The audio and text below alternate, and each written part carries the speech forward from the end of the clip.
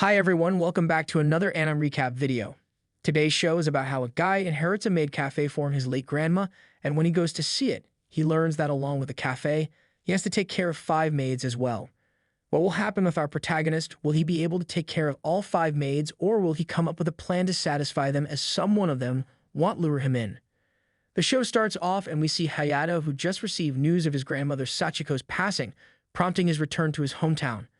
Upon arrival, he was taken aback to discover 5 beautiful girls residing in his house.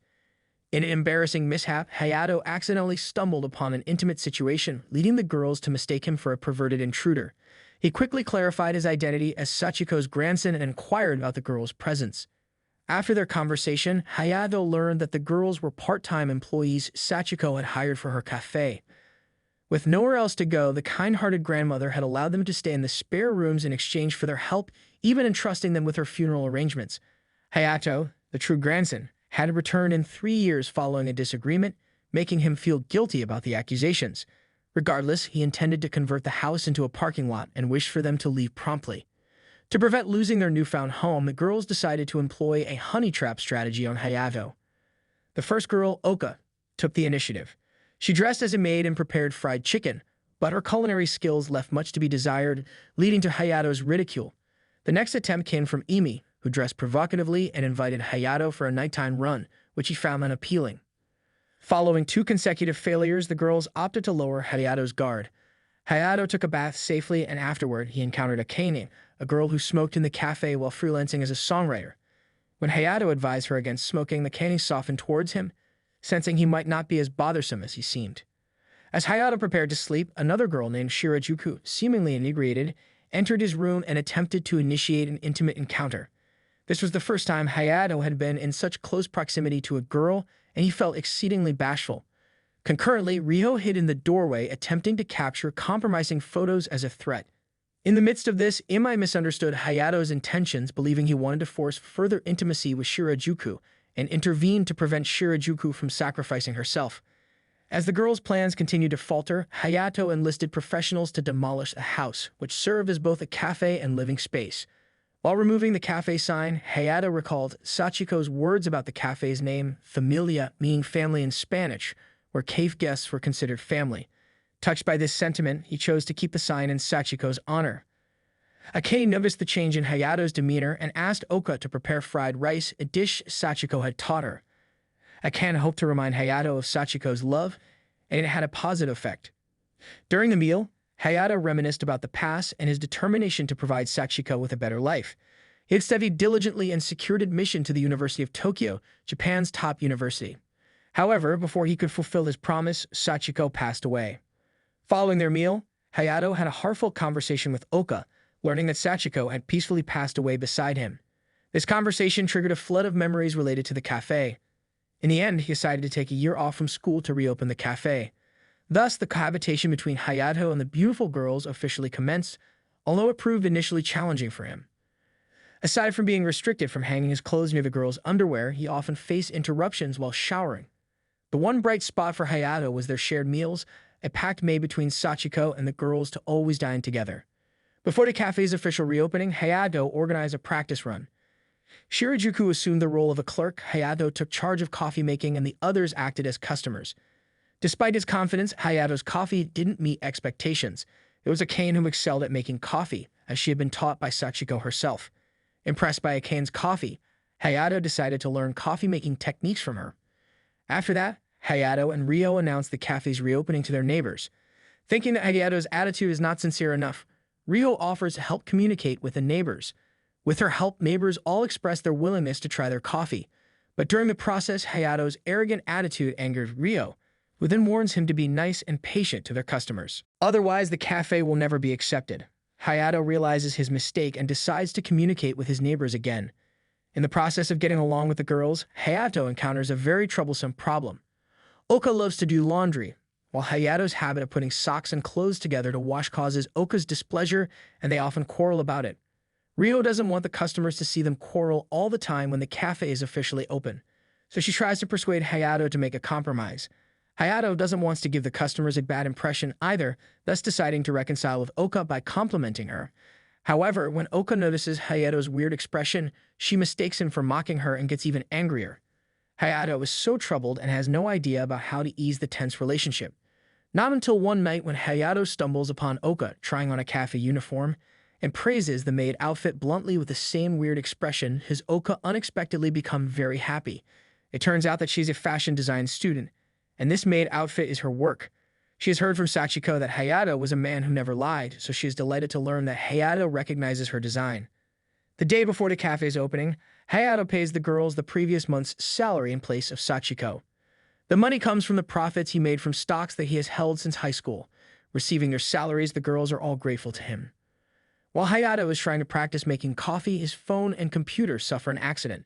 Yumi loves sports while serving tea and holding dumbbells at the same time. She accidentally smashes Hayato's cell phone and computer.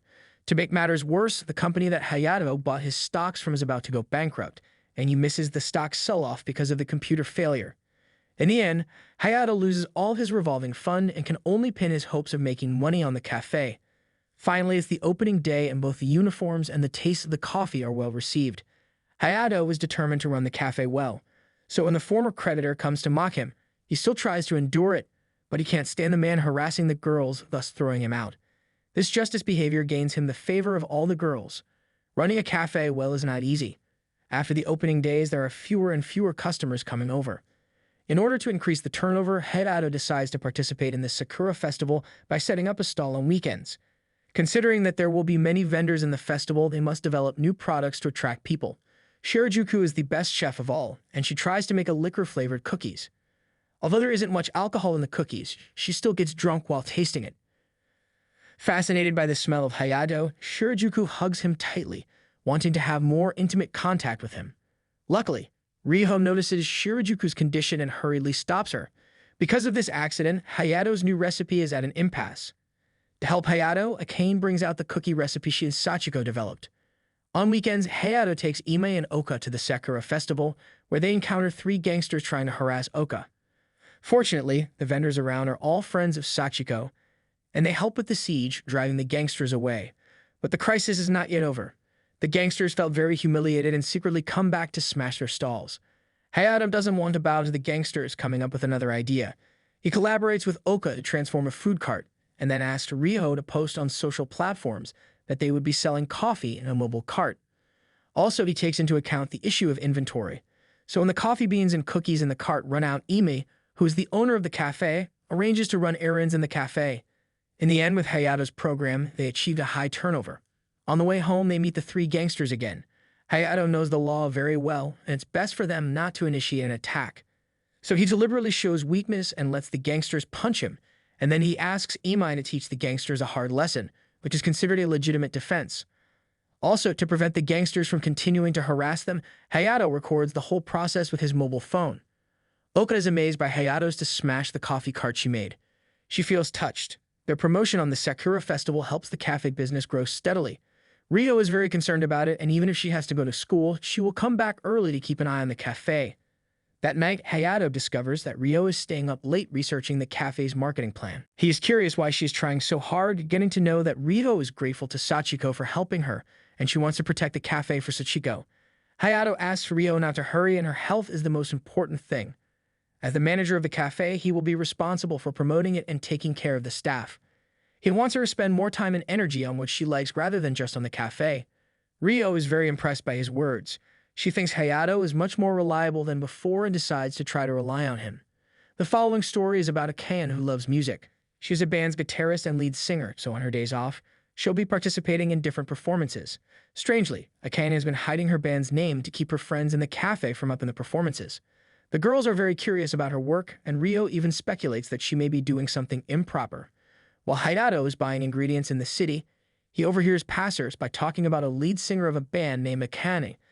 Their conversation makes Hayato curious, and he decides to see if it is Akane. When he arrives at the scene, he really finds Akane singing on the stage, immersing himself in her music. After the show, Hayato calls out Akane, who feels shocked and ashamed. She asks Hayato to keep it a secret, as she is not ready to tell others about before she gets famous. Hayato respects Akane's ideas and grants her request. He also reveals his admiration for her music talent and promises to keep the cafe open until she can make a living from music. After spending these days together, the girls all develop a good impression of Hayato. But since Hayato has only applied for leaving school for a year, they can't help but start worrying about what life would be like a year later. When Akane suggests that she wants to marry Hayato, everyone is taken aback. Although she then explains that she was joking, they feel very one day, Ryo overhears Hayato and Shirajuku talking about something obscene, causing her to mistake them for having some intimate interaction. Not until she opens the door does she find out that Shirajuku is just teaching Hayato to make sandwiches. To capture Hayato's attention, Ryo decides to join their ranks. In the course of events, she and Shirajuku engage in a dispute. While she aspires to craft a contemporary sandwich, Shirajuku adamantly adheres to Sachiko's traditional recipe. Subsequently, they implore Hayato to preside as the arbiter, tasked with selecting the superior sandwich. However, Hayato, having consumed an abundance of his own creation, finds himself incapable of further indulgence. In the denouement, they partake in sampling each other's culinary creations, discovering them to be truly delectable. Later, Oka discerns Imai's recent lackluster demeanor and beseeches Hayato to afford her more attention. After careful scrutiny, Hayato too perceives that Imai is notably less vivacious than her customary self. He approaches Akane for insights, discovering that Imai had suffered defeat at the hands of her adversary during a karate sparring session. Subsequently, he invites Imai to a conversation, with the aspiration of lifting her spirits. Her despondency is palpable to him. In an unprecedented moment, she confides that she has become cognizant of her limitations. Responding to this revelation, Hayato encourages Imai to forsake rigidity and embrace adaptability. He recognizes her inherent strength and talent, emphasizing that her prowess will undoubtedly ascend if she learns to wield her skills with versatility. Stirred by Hayato's words, Imai rekindles her fighting spirit, eagerly demonstrating her new technique, inadvertently shattering Hayato's recently acquired laptop. Hayato's fury erupts, and he chastises Imai severely. Fortunately, the cafe is presently flourishing, allaying his concerns about financial constraints.